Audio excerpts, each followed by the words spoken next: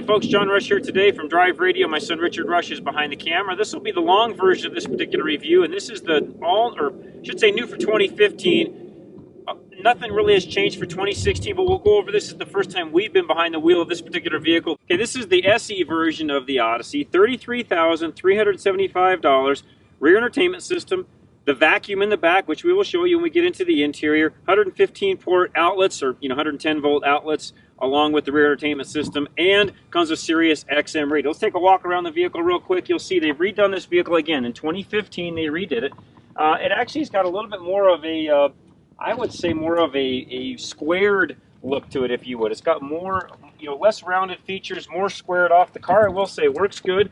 One complaint, when we get to the interior, I'll mention it. It's a little bit noisy in my world. Now, this is the SE version, which a fully, pretty well-equipped minivan for $33,000. Can't complain about that. But as I talk about, more of the squared off, you'll just notice what I'm talking about. There's a line here, line down the side. The door handles are square. Okay, really like the looks of the vehicle, but again, you need to be the judge of that for yourself. We just actually sold an earlier version of this vehicle for some friends of ours, and it was the totally rounded look. Now, I will say this, reliability-wise, the one we just sold had well over 200,000 miles on it. Family had owned it since it was brand new.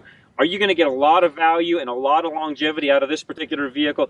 Absolutely. I tell you what, let's go for a test drive. We'll come back. I'll walk you through the interior. One of the first things I want to show you is the built-in vacuum, which is pretty cool. We'll be right back. All right, folks, we're going to go for a drive now in the 2016 Honda Odyssey. I'll show you a lot of the other interior features a little later, but I do want to go over, as we always do, some of the controls that are here. So I guess starting with the steering wheel, you've got all your phone controls, volume controls for the radio. You control most everything right from the steering wheel, which is pretty standard now for most vehicles. Shift quadrant is here, which actually works really well. You can actually change, or you can actually close and open the door. So I've got a button over here.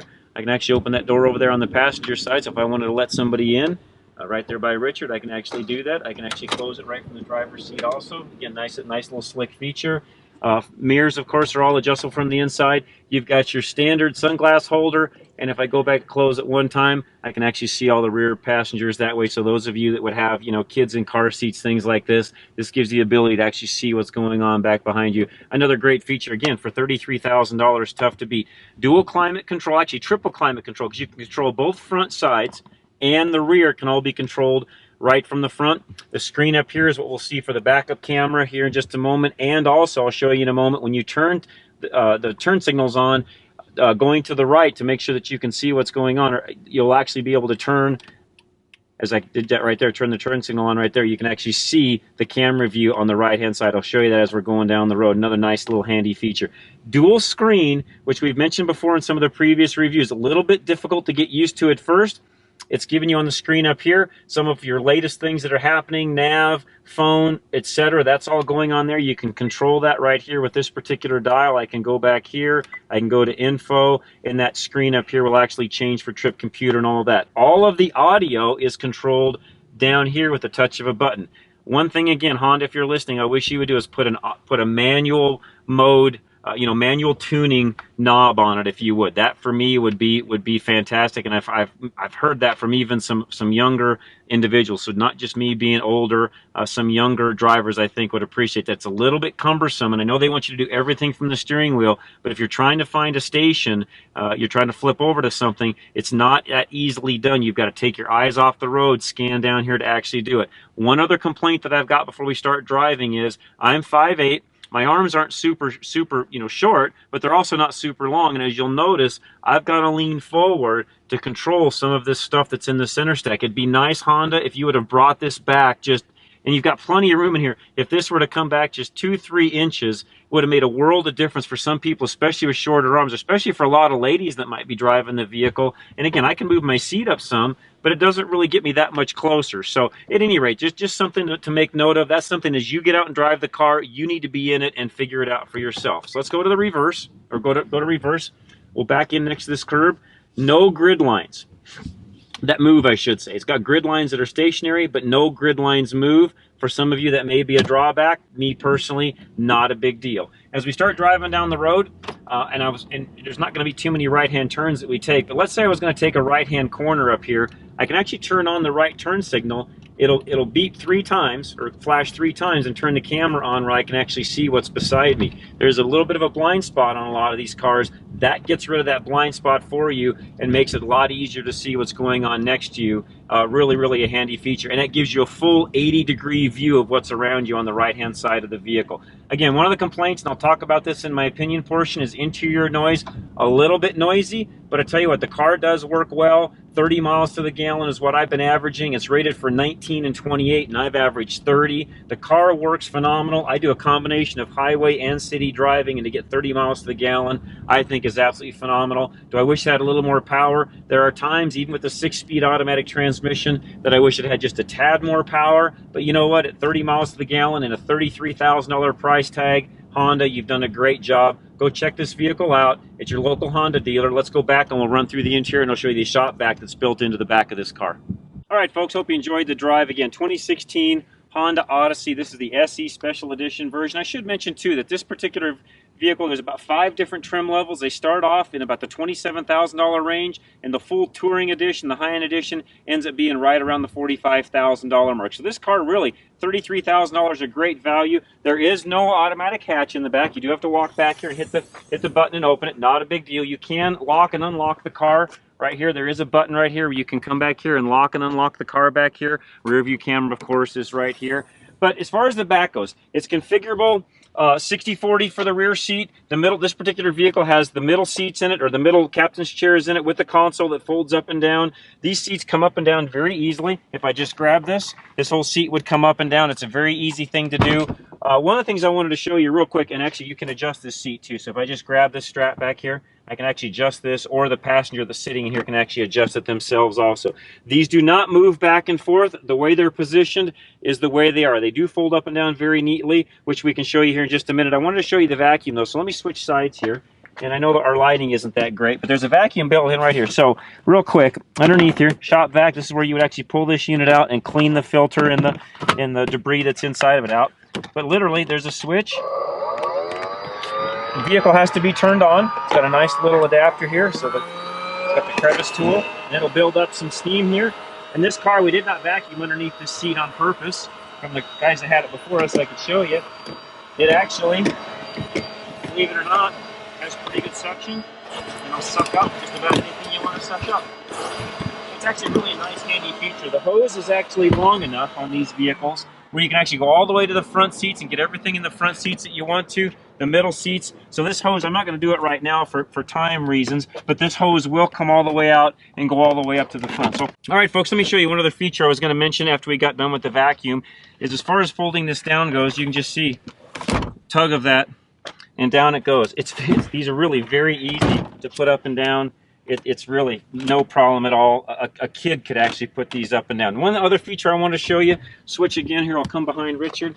Over here on the side is where you can actually plug in your entertainment. Your headphones are here, and you've got a 110 volt, it's not grounded, but a regular 110 volt outlet right underneath that panel, which is really slick.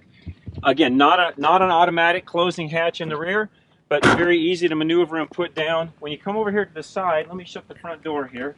In the middle seat, you can just hold the button down, and this door will open and close automatically. There is also a button, Richard, if you can show this right here. There is a button right here where you can actually open and close the door manually, also right there. So let me climb in here and show you the room that's in the back seat here, which this is really a roomy middle seat.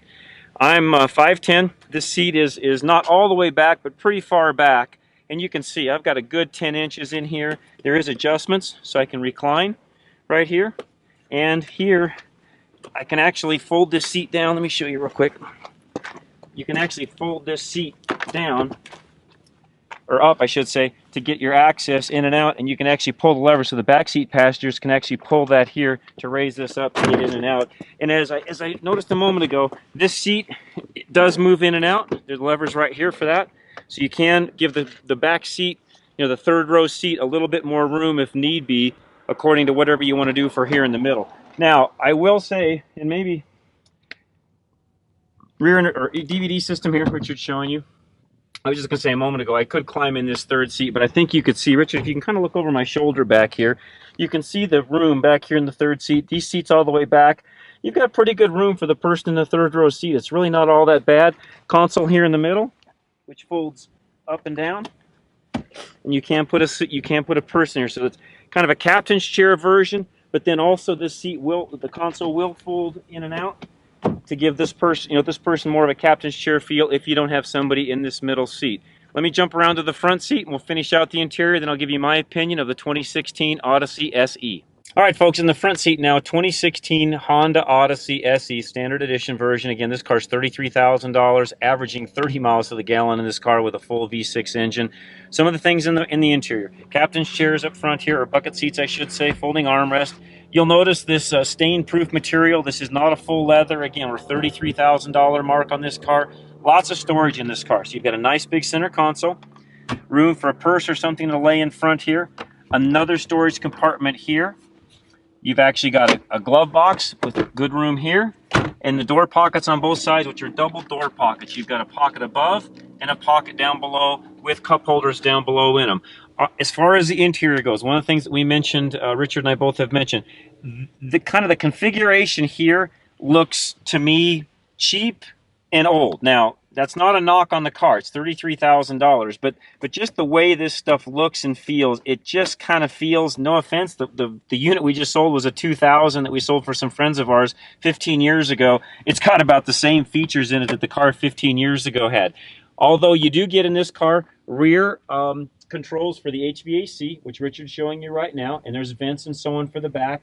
We showed you the entertainment system a little bit earlier. The rest of the dash pretty well laid out. We talked about most of that in the driving portion. It's a comfortable car to drive. Again, one of the things about this car that I did not like, and it could just be on the SE version, as you go up in grade, it may change. I've not driven one of the higher grades of this unit, but interior noise at highway speeds is a little loud for my liking compared to what you're going to get in, say, the Sienna or in Nissan's Quest. This one seems to be a little bit louder, but again, we're on the lower end model, and I haven't driven any of those other vehicles on the lower end scale, so you'd have to go out and compare that for yourself. Tell you what, let me hop out. I'll give you my opinion of the 2016 Honda Odyssey SE. All right, folks, our opinion of the 2016 Honda Odyssey SE, and I say our opinion because this is combined my opinion and Richard's opinion. Number one, it's a minivan. Now, that has some pros and some cons to it right off the bat.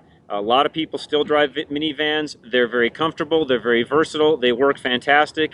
And it's one of those things where, you know what, don't knock it till you get in one and try it. It was funny. We had some of my guys from the office. We went on a little road trip, went and looked at a couple of properties earlier this week. And, you know, they were all kind of making fun of the van until they all climbed in it, got in it, figured out how comfortable it was, versatile, the sliding doors and so on. You know what, as far as working this vehicle in parking lots where things are tight, getting in and out of it, the versatility of it, it's still tough to beat. That's why the minivan class, you know, still works really well and can still be the vehicle of choice for a lot of different families.